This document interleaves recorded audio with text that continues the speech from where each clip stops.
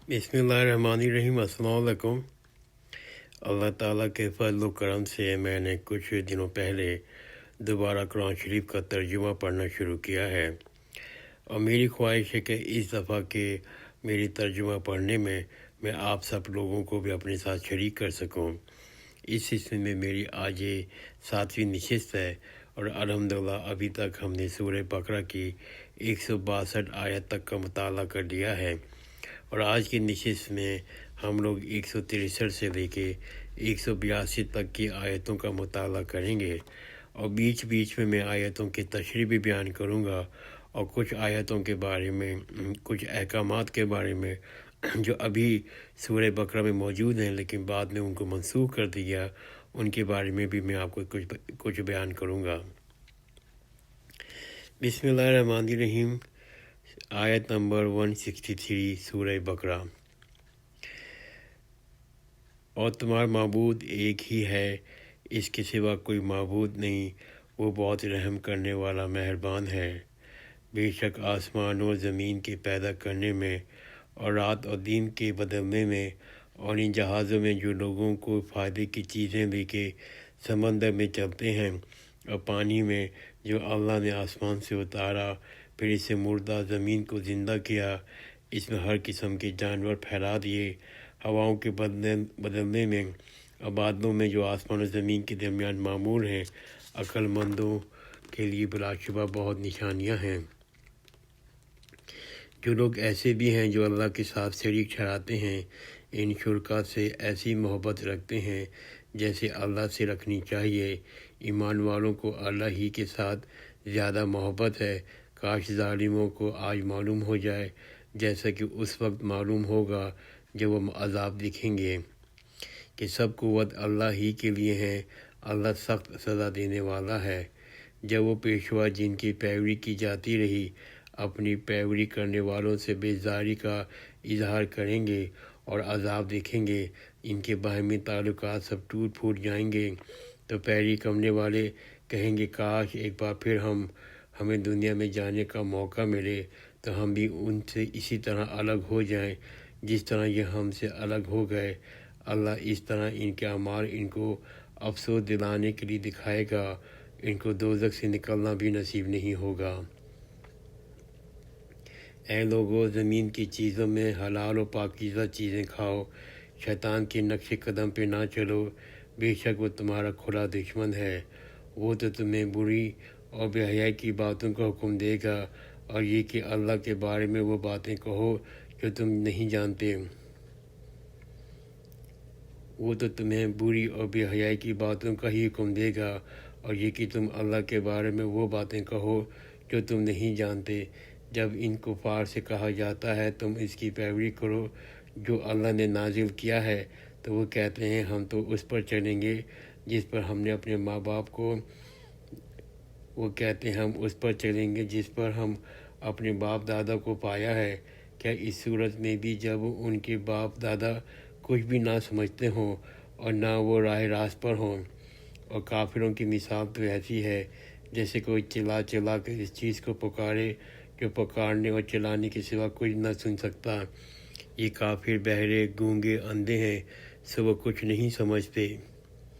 और काफिरों की मिसाल तो ऐसी है जैसे कोई चिल्ला चिल्ला कर इस चीज़ को पुकारे जो पुकारने और चिल्लाने के सिवा कुछ ना सुन सके। ये काफिर बहरे गूंगे अंधे हैं, सो वो कुछ नहीं समझते।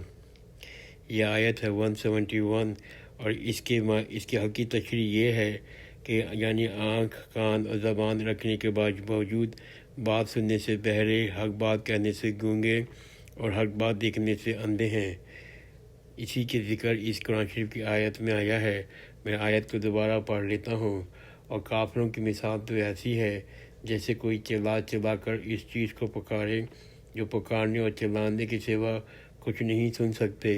ये काफिर बहरे गूंगे अंधे हैं, सो जो कुछ नहीं समझते। ऐ ईमान वालो, तुम इन पाकीज़ा चीज़ों में से खाओ जो हमने तुम्हें अता की हैं। अल्लाह का शुक्र अदा करो अगर तुम उसकी बंदगी करते हो। ऐ ईमान वालो, तुम इन पाकीज़ा चीज़ों में से खाओ जो हमने तुम्हें अता की हैं। अल्लाह का शुक्र अदा करो اگر تم اس کی بندگی کرتے ہو، اللہ کا شکر ادا کرو اگر تم اس کی بندگی کرتے ہو۔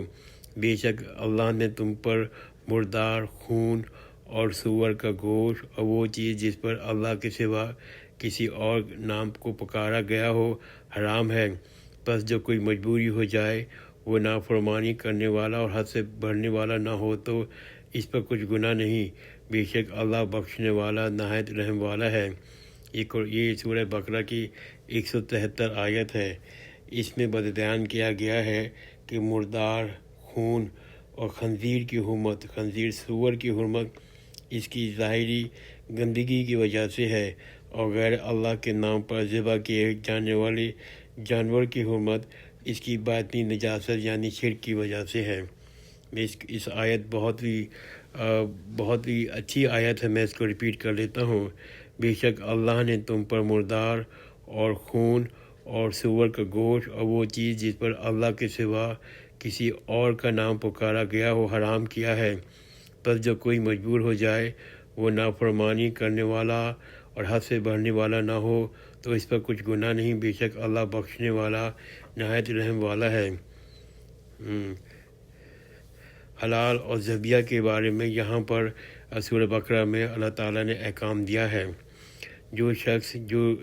بے شک جو لوگ ان چیزوں کو چھپاتے ہیں جو اللہ نے کتاب میں نازل کی ہے، اس کے بدلے حقیر سی قیمت لیتے ہیں، تو یہی وہ لوگ ہیں جو اپنے پیٹوں میں آگ نگلتے ہیں۔ قیامت کے روز اللہ ان سے بات بھی نہیں کرے گا اور نہ ان کو پاک کرے گا، اور ان کے لیے دردناک عذاب ہے۔ یہی وہ لوگ ہیں جنہوں نے ہدایت کے بدلے گمراہی خریدی اور بخشش کے بدلے عذاب، سو یہ لوگ دوزخ کے لیے کس قدر باہمت ہیں۔ یہ اس لیے اللہ ہی حق کے ساتھ کتاب اتاری تھی، بے شک جن لوگوں نے کتاب میں اختلاف کیا یقیناً وہ بڑی ضد میں پڑے ہوئے ہیں۔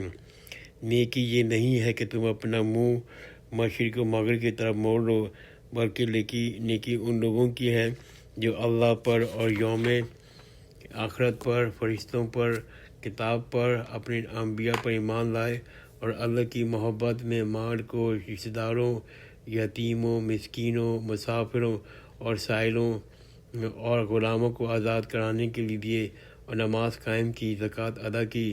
جب کوئی عہد کریں تو اس کو پورا کریں، تنگ دستی اور تکلیف کے باوجود جنگ میں صبر کریں، یہی لوگ سچے اور یہی لوگ متقی پرہیزگار ہیں۔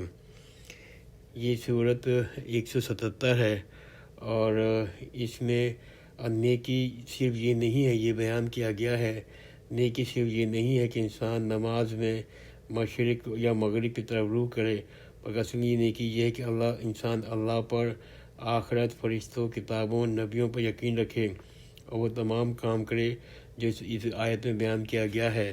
میں یہ آیت کو دوبارہ پڑھ لیتا ہوں۔ یہ بہت ہی اچھے احکامات ہیں قرآن شریف کے اندر۔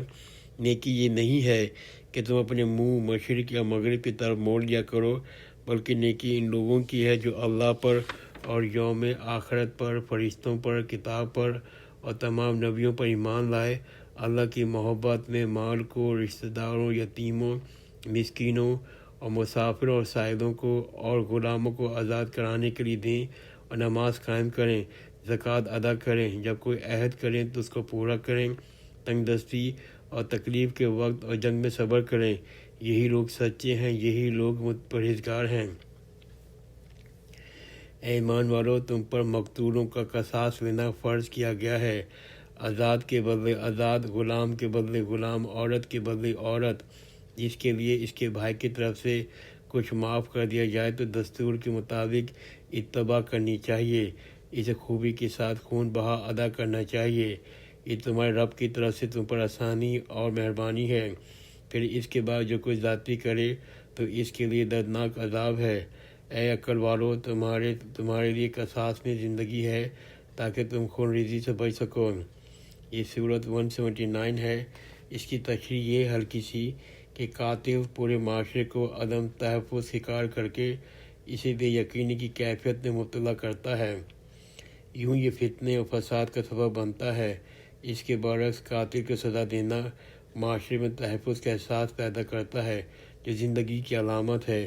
اسی لیے اس چیز کو اس آیت میں اللہ تعالیٰ نے بیان کیا ہے۔ میں یہ آیت دوبارہ دہرا دیتا ہوں، اس کا ترجمہ: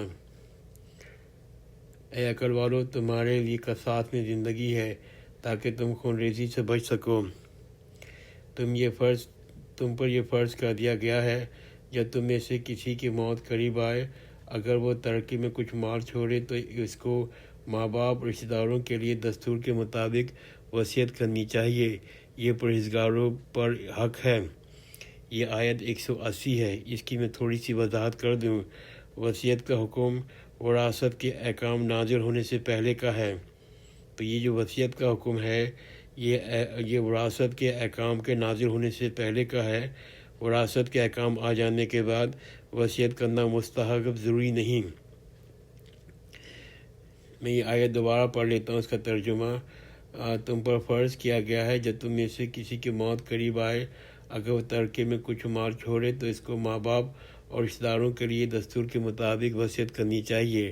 اور جیسے میں نے عرض کیا کہ وصیت کا حکم وراثت کا احکام نازل ہونے سے پہلے کے ہیں، اور وراثت کا احکام آ جانے کے بعد وصیت کرنا مستحب ضروری نہیں۔ جو شخص اس وصیت کو سن کر اس کا بدل لے تو اس کا گناہ انہی لوگوں پر ہوگا جو بدلتے ہیں۔ بے شک اللہ خوب سننے والا، جاننے والا ہے۔